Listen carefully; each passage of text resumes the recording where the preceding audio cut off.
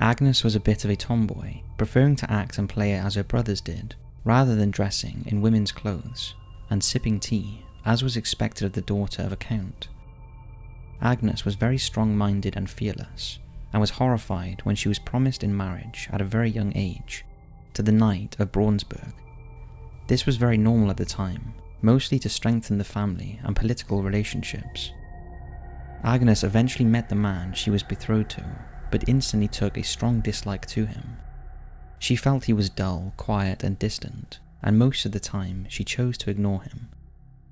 As the time got closer to the wedding day, Braunsberg and his family were invited to a large festival at the castle, in preparation for the upcoming marriage. During the festivities, Agnes completely ignored Braunsberg until he could no longer contain his anger. He grabbed her and dragged her to the dance floor, squeezing her tightly and kissing her. Agnes responded with a quick and stinging smack across his face. He was so angry he took off his gloves, threw them at the feet of the Elt's family, and stormed out of the castle. Due to the disrespect Agnes had shown, the Elt's family waited for retaliation from Braunsberg and his family. They waited for weeks, but nothing happened.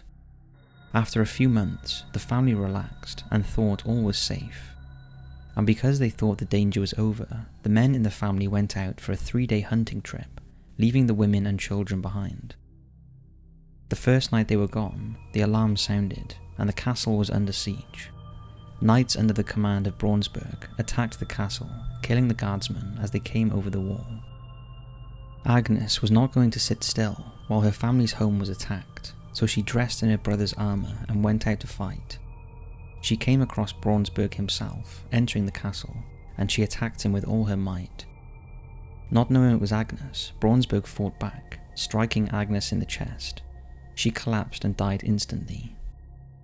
After the battle, Braunsberg lifted the visor of the armour and was horrified to find Agnes dead. He fled from the castle and was never seen again. Ever since, the sorrowful spirit of Agnes is said to still linger around the castle, especially in the bedroom where the perforated 15th century breastplate Agnes wore when she was killed hangs. Her spirit can be heard wandering the halls, opening and closing doors, and moving objects throughout the castle, and at night you can hear whispers and giggling, as if a child is playing in the halls. Outside the castle, visions of a knight have been witnessed, often late at night, riding his horse back and forth in front of the gates of the castle. Some believe this is Braunsberg waiting for Agnes, as he never forgave himself for her death.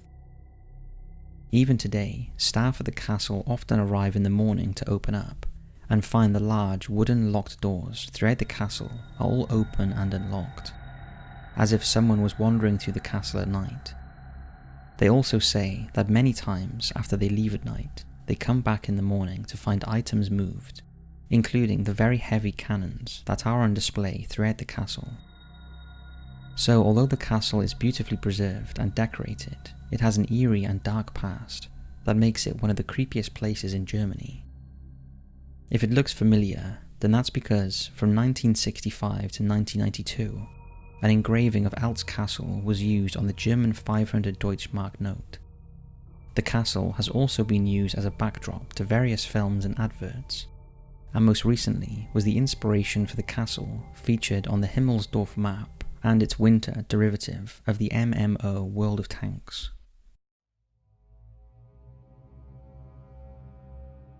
Corvin Castle.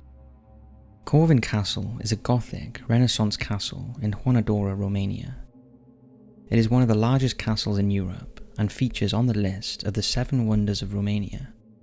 Corvin Castle was allegedly the place where Vlad the Impaler was held prisoner by Hungary's military leader, John Hunyadi. Because of these links, Corvin Castle is mistakenly mentioned as a source of inspiration for Castle Dracula in Bram Stoker's 1897 horror novel Dracula. However, Stoker's handwritten research notes confirm that he imagined Castle Dracula to be situated on an empty top in the Transylvanian mountains, not Corvin Castle. Despite there being no link to Dracula, the castle still has its own stories. In the castle yard, near the 15th century chapel, there is a well that is 30 meters deep. According to the legend, the well was dug by 3 Turkish prisoners to whom liberty was promised if they reached the water. After 15 long years, they completed the task, but their captors did not keep their promise. It is said that the inscription on a wall of the well means you have water, but not soul. It is believed the prisoners cursed the castle forever because of the injustice. To this day, many ghosts inundate the castle, and it's plagued by ghostly silhouettes that appear in photographs and violent poltergeist activity. This is usually blamed on the tormented souls that perished within the castle walls. There is also a story that a group of tourists bribed castle guards to remain in the castle overnight. However, when the guards went to open the castle the next day and secretly let out the overnight guests, they appeared bruised, beaten, and obviously shaken. It was said they were hunted and haunted by an angry ghost that had tormented them with noises, beatings, and terrifying premonitions during their stay. Another slightly less violent ghost is the ghost monk that haunts the Capistrano Tower. It is rumoured the monk met his death and his eternal haunting place after he was caught spying on a nobleman in the council room. He was punished by death, but not by normal execution. Instead, he was bricked up in the walls, where he was captured spying and left to slowly die of starvation and thirst. Many claim to see this ghostly figure, listening and spying on them. It's also common for people to feel as if they are being watched in this part of the castle. The castle is also the place of many ghost hunts, and in October 2001, Corvin Castle was featured in an episode of Fox Family Channel's Scariest Places on Earth, where a family was sent in overnight alone with cameras. It has also played host to the British paranormal television programme Most Haunted Live, and in 2013, Ghost Adventures filmed an episode of the castle as part of their Halloween special. The castle has also been featured in various video games and films. Most recently in 2018, when the castle was used in the horror movie The Nun.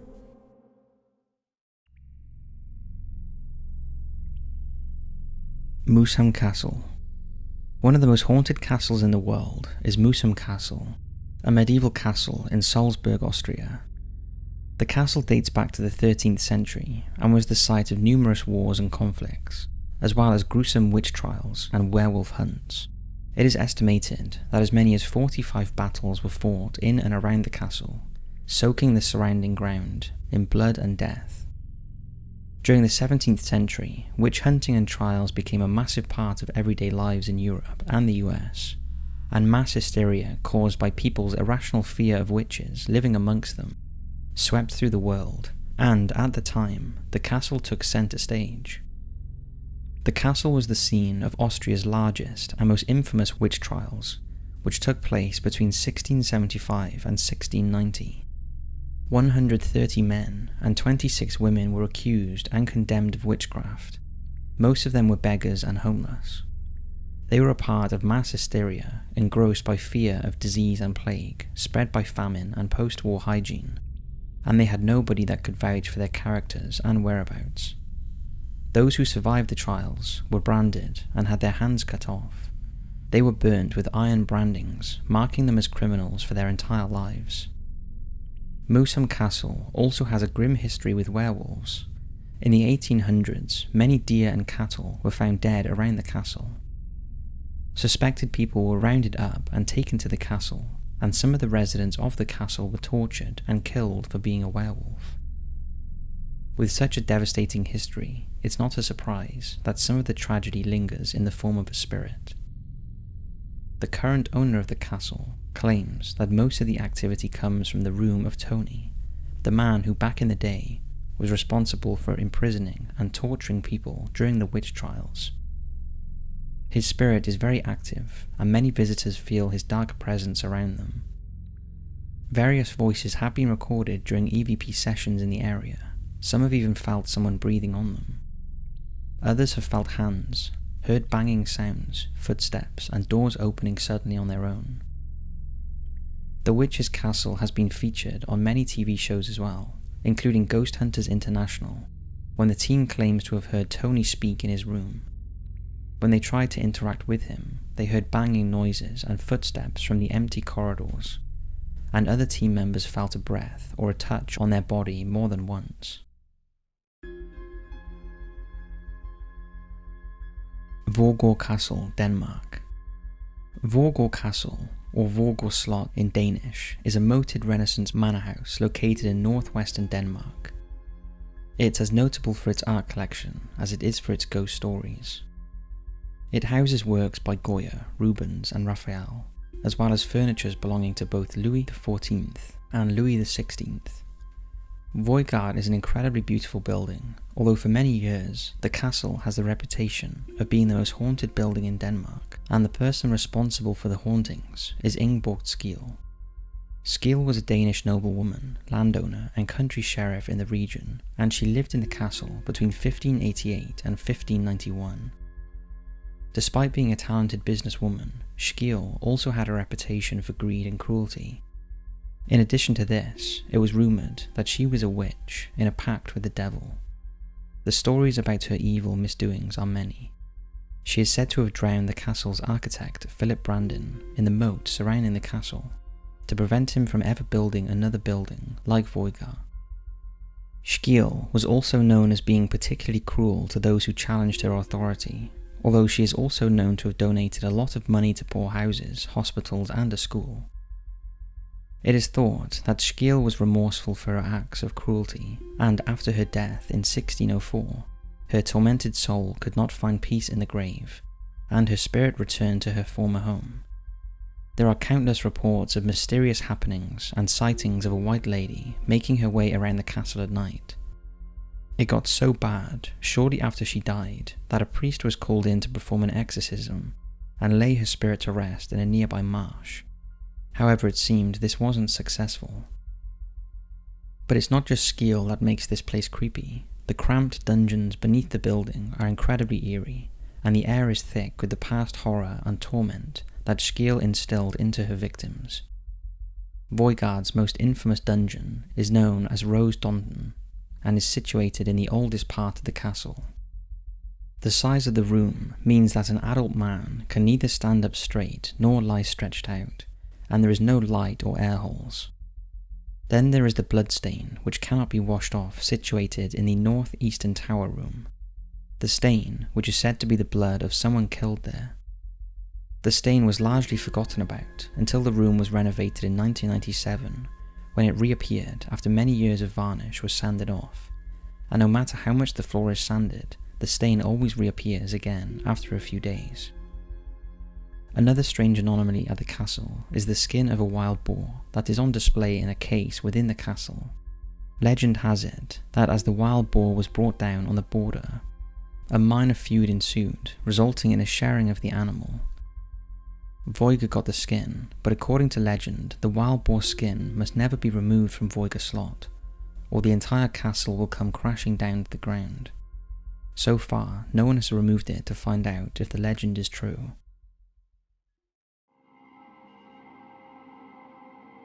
Dudley Castle, West Midlands.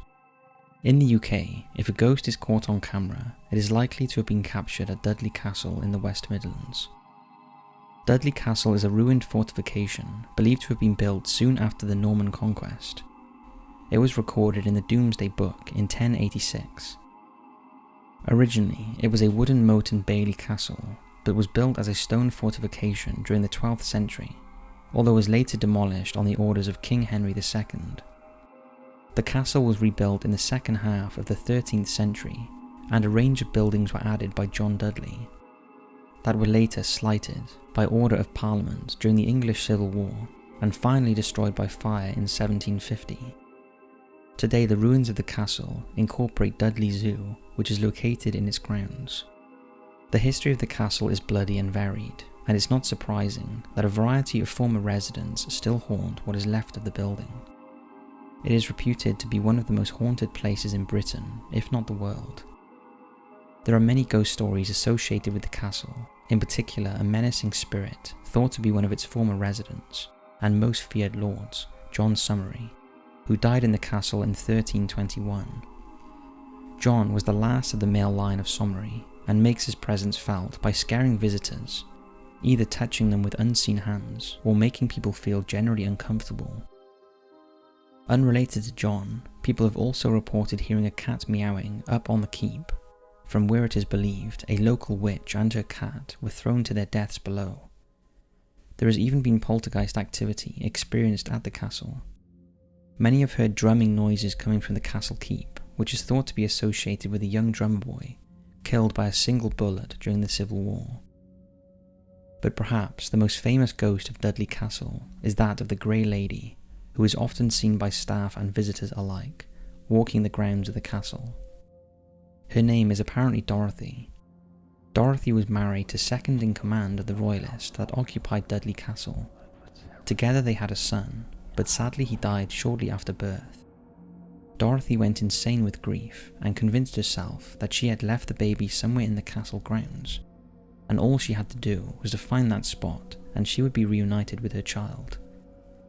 Dorothy passed away about a year after her son, and her dying wish was that she be buried next to her baby, and for her husband to be allowed to attend the funeral. Her wish was not granted, as the castle was under siege by the parliamentarians, and they had torn down the church where Dorothy's child was laid to rest. Her husband was also not allowed to attend her funeral for fear of assassination.